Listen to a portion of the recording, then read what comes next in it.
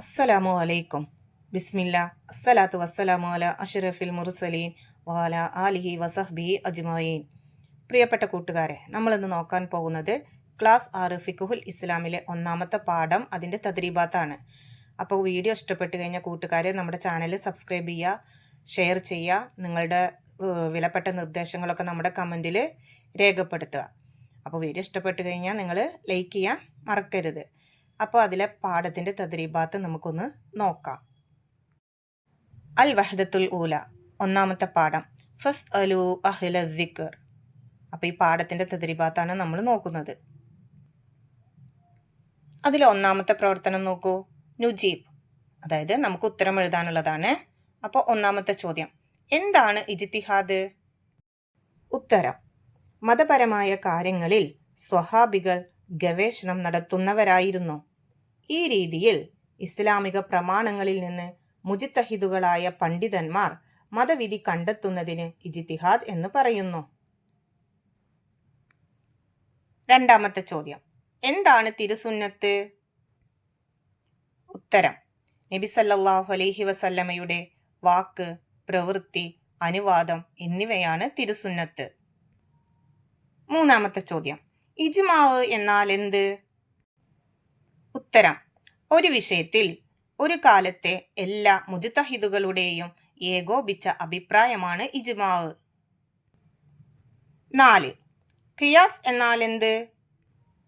ഉത്തരം, ഖുർആനിലോ സുന്നത്തിലോ വ്യക്തമായി വിധി പറയാത്ത ഒരു വിഷയത്തെ വ്യക്തമായി വിധി പറഞ്ഞ വിഷയവുമായി തുലനം ചെയ്ത് ചേർക്കലാണ് ഖിയാസ്. അഞ്ചാമത്തെ ചോദ്യം, ആരാണ് മുജ്തഹിദ്? ഉത്തരം, മതപരമായ കാര്യങ്ങളിൽ ഇജ്തിഹാദ് നടത്തുന്ന പണ്ഡിതന്മാരാണ് മുജ്തഹിദുകൾ. ആറാമത്തെ ചോദ്യം, സ്വഹാബികളിലെ പ്രമുഖ മുജ്തഹിദുകളിൽ 4 ആളുകളുടെ പേരെഴുതുക. ഉത്തരം, അബ്ദുല്ലാഹിബിൻ മസൂദ് റളിയല്ലാഹു അൻഹു, സെയ്ദ് ബിൻ സാബിത്ത് റളിയല്ലാഹു അൻഹു, അബ്ദുല്ലാഹിബിൻ അബ്ബാസ് റളിയല്ലാഹു അൻഹു, അബ്ദുല്ലാഹിബിൻ ഉമർ റളിയല്ലാഹു അൻഹു എന്നിവർ. അടുത്ത 7ാമത്തെ ചോദ്യം, എന്താണ് മദ്ഹബ്? ഉത്തരം, മതപരമായ കാര്യങ്ങളിലുള്ള മുജ്തഹിദുകളുടെ തീർപ്പുകളാണ് മദ്ഹബുകൾ. ഇനി 2ാമത്തെ പ്രവർത്തനം നോക്കൂ, നക്തുബു ഫിക്ര, ഖണ്ഡിക തയ്യാറാക്കാനുള്ളതാണ്. ഒന്നാമത്തത്, മുജ്തഹിദിന്റെ യോഗ്യതകൾ. അപ്പം നമുക്കത് നോക്കാം. അപ്പോൾ മുജ്തഹിദുകളുടെ യോഗ്യതകൾ എന്നൊരു ഹെഡിങ് കൊടുക്കുക.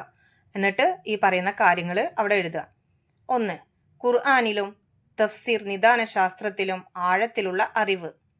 2. ഹദീസിലും ഹദീസ് നിദാന ശാസ്ത്രത്തിലും ആഴത്തിലുള്ള അറിവ്. 3. ഖിയാസിലും അതിൻ്റെ ഇനങ്ങളിലും ആഴത്തിലുള്ള അറിവ്. 4. ഭാഷയിലും ഭാഷാ വിജ്ഞാനീയങ്ങളിലും നൈപുണ്യം. 5. സ്വഹാബികളുടെയും പിൽക്കാല പണ്ഡിതന്മാരുടെയും അഭിപ്രായങ്ങളിലുള്ള അറിവ്. 6. ഹദീസ് നിവേദകരുടെ ശക്തി, ബലഹീനത എന്നിവയെക്കുറിച്ചുള്ള അറിവ്. നക്തുബ് ഫിക്ര, അതിലെ 2ാമത്തെ ചോദ്യം, മുആദ് റളിയല്ലാഹു അൻഹുവിന്റെ യമൻ യാത്ര. അപ്പം അതിനെക്കുറിച്ചിട്ട് ഒരു ഖണ്ഡിക എഴുതണം. ഉത്തരം, മുആദ് റളിയല്ലാഹു അൻഹുവിനെ യമനിലേക്ക് യാത്ര അയക്കുന്ന സമയം നബി സല്ലല്ലാഹു അലൈഹി വസല്ലമ അദ്ദേഹത്തോട് ചോദിച്ചു, ഒരു പ്രശ്നം വന്നാൽ നീ എങ്ങനെ വിധിക്കും? അപ്പോൾ അദ്ദേഹം മറുപടി പറഞ്ഞു, അല്ലാഹു തആലയുടെ കിതാബ് അനുസരിച്ച് വിധിക്കും. അതിൽ വിധി കണ്ടില്ലെങ്കിൽ എന്തു ചെയ്യും? നബി സല്ലല്ലാഹു അലൈഹി വസല്ലമ അദ്ദേഹത്തോട് ചോദിച്ചു. തിരുചര്യ അനുസരിച്ച് വിധിക്കും, അദ്ദേഹം മറുപടി നൽകി. ഇവ രണ്ടിലും വിധി കണ്ടില്ലെങ്കിൽ എന്തു ചെയ്യും? നബി സല്ലല്ലാഹു അലൈഹി വസല്ലമ അദ്ദേഹത്തോട് ചോദിച്ചു. ഞാൻ ഇജ്തിഹാദ് നടത്തി വിധി പറയും, ഞാൻ വീഴ്ച വരുത്തുകയില്ല, അദ്ദേഹം മറുപടി പറഞ്ഞു. അപ്പോൾ നബി സല്ലല്ലാഹു അലൈഹി വസല്ലമ മുആദ് റളിയല്ലാഹു അൻഹുവിന്റെ നെഞ്ചിൽ തട്ടി പറഞ്ഞു, അൽഹംദുലില്ലാഹില്ലദി വഫഖ റസൂല റസൂലില്ലാഹി ലിമാ യർളാ റസൂലുള്ളാഹ്.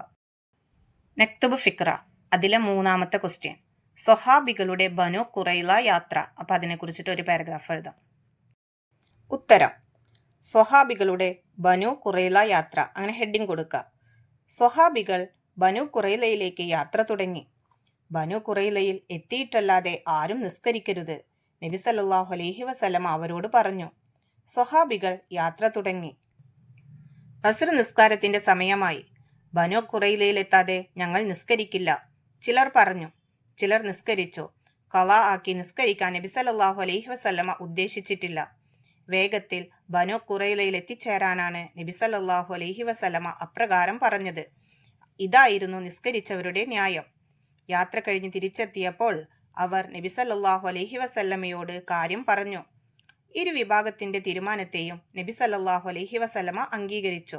കാരണം നബി സല്ലല്ലാഹു അലൈഹി വസല്ലമ പറഞ്ഞതിൽ നിന്ന് ഇരുവിഭാഗം സ്വഹാബികളും മനസ്സിലാക്കിയതാണ് അവർ ചെയ്തത്. അത്രയാണ് അതിന്റെ ഉത്തരമായിട്ട് എഴുതേണ്ടത്. ഇനി മൂന്നാമത്തെ പ്രവർത്തനം നോക്കൂ. നുബയ്യിനു സിയാഖ്, സന്ദർഭം വ്യക്തമാക്കാനുള്ളതാണ്. 1. അല ലാ യുസല്ലീന അഹദുനിൽ അസ്റ ഇല്ലാ ഫി ബനി ഖുറൈള. ഇത് ആര് ആരോട് എപ്പോൾ പറഞ്ഞു, അതാണ് നമ്മൾ എഴുതേണ്ടത്. ഉത്തരം: സ്വഹാബികൾ ബനു ഖുറൈലയിലേക്ക് യാത്ര തുടങ്ങുമ്പോൾ നബി സല്ലല്ലാഹു അലൈഹി വസല്ലമ അവരോട് പറഞ്ഞതാണിത്. നുബയ്യിനു സിയാഖ്, അതിലെ രണ്ടാമത്തെ വർക്ക് നോക്കൂ. അൽഹംദുലില്ലാഹില്ലദീ വഫഖ റസൂല റസൂലില്ലാഹി ലിമാ യർളാ റസൂലുള്ളാഹ്. ഇത് ആര് ആരോട് എപ്പോൾ പറഞ്ഞു, ആ സന്ദർഭമാണ് എഴുതേണ്ടത്. അതിന്റെ ഉത്തരം: മുആദ് റളിയല്ലാഹു അൻഹുവിനെ യമനിലേക്ക് യാത്ര അയക്കുന്ന സമയം നബി സല്ലല്ലാഹു അലൈഹി വസല്ലമയും അദ്ദേഹവും തമ്മിൽ ഒരു സംഭാഷണം നടക്കുന്നു. ഈ സന്ദർഭത്തിൽ അദ്ദേഹത്തിന്റെ വ്യക്തമായ മറുപടി കേട്ട് നബി സല്ലല്ലാഹു അലൈഹി വസല്ലമ അദ്ദേഹത്തിന്റെ നെഞ്ചിൽ തട്ടിക്കൊണ്ട് പറഞ്ഞ വാക്കുകളാണിത്. 1.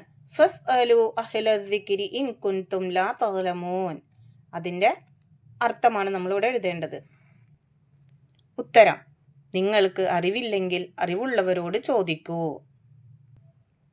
ഇനി അതിലെ അഞ്ചാമത്തെ പ്രവർത്തനം തഹ്സീസ്, അസൈൻമെന്റ് എഴുതാനുള്ളതാണ്.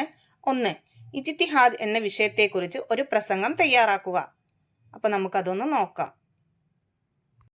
അപ്പോൾ കൂട്ടുകാർ പ്രസംഗമൊക്കെ എഴുതുമ്പോൾ അതിന് ആദ്യം ഒരു ഇൻട്രൊഡക്ഷൻ തയ്യാറാക്കണം. എന്നിട്ട് ഞാൻ പറഞ്ഞിട്ടുള്ള ഈ കാര്യങ്ങൾ അതിൽ ഉൾപ്പെടുത്താം. നമുക്കത് നോക്കാം. ഇജ്തിഹാദ് എന്ന വിഷയത്തിൽ 1-2 കാര്യങ്ങൾ പറയാനാണ് ഞാൻ ഉദ്ദേശിക്കുന്നത്.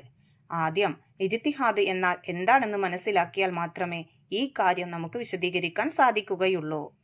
മതപരമായ കാര്യങ്ങളിൽ മുൻകഴിഞ്ഞ കാലത്ത് സ്വഹാബികൾ ഗവേഷണം നടത്തിയിരുന്നു.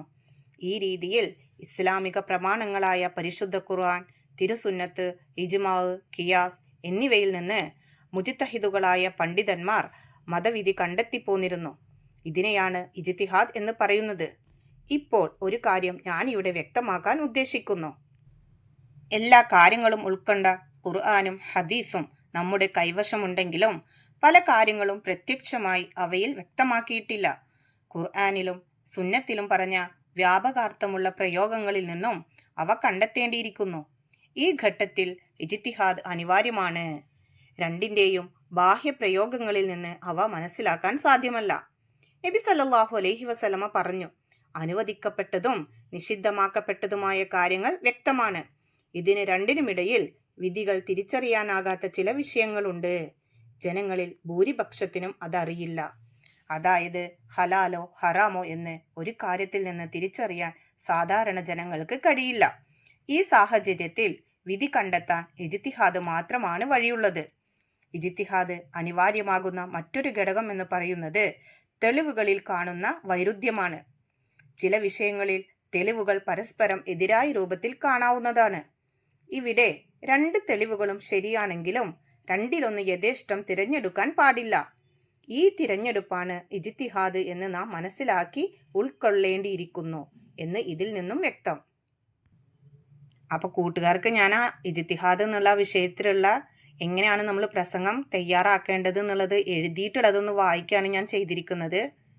അപ്പോൾ കൂട്ടുകാർ ആ പോയിന്റുകളെല്ലാം ഉൾപ്പെടുത്തി നല്ലൊരു പ്രസംഗം ആക്കിയിട്ട് നിങ്ങൾ നന്നായിട്ട് അത് അവതരിപ്പിക്കാൻ ശ്രമിക്കുക. അപ്പോൾ കൂട്ടുകാർക്ക് അത് മനസ്സിലായല്ലോ. ഇനി നമുക്ക് അടുത്ത പ്രവർത്തനം നോക്കാം. രണ്ടാമത്തെ ക്വസ്റ്റ്യൻ, മുആദ് ബിൻ ജബൽ റളിയല്ലാഹു അൻഹുവിന്റെ ജീവിത ചരിത്രം വായിച്ച് ക്ലാസ്സിൽ അവതരിപ്പിക്കുക. അപ്പോൾ നമുക്ക് ആ ചരിത്രം ഒന്ന് നോക്കാം. ഉത്തരം: സ്വഹാബികളിലെ പണ്ഡിത ശ്രേഷ്ഠനായിരുന്നു മുആദ് ബിൻ ജബൽ റളിയല്ലാഹു അൻഹു. ബുദ്ധികൂർമ്മതയിൽ ഉമർ റളിയല്ലാഹു അൻഹുവിനെ അനുസ്മരിപ്പിച്ചിരുന്നു മുആദ് റളിയല്ലാഹു അൻഹു. പല കാര്യങ്ങളിലും അമീറുൽ മുഅ്മിനീൻ ആയിരുന്ന ഉമർ റളിയല്ലാഹു അൻഹു മുആദ് റളിയല്ലാഹു അൻഹുവിന്റെ ഉപദേശം തേടുമായിരുന്നു.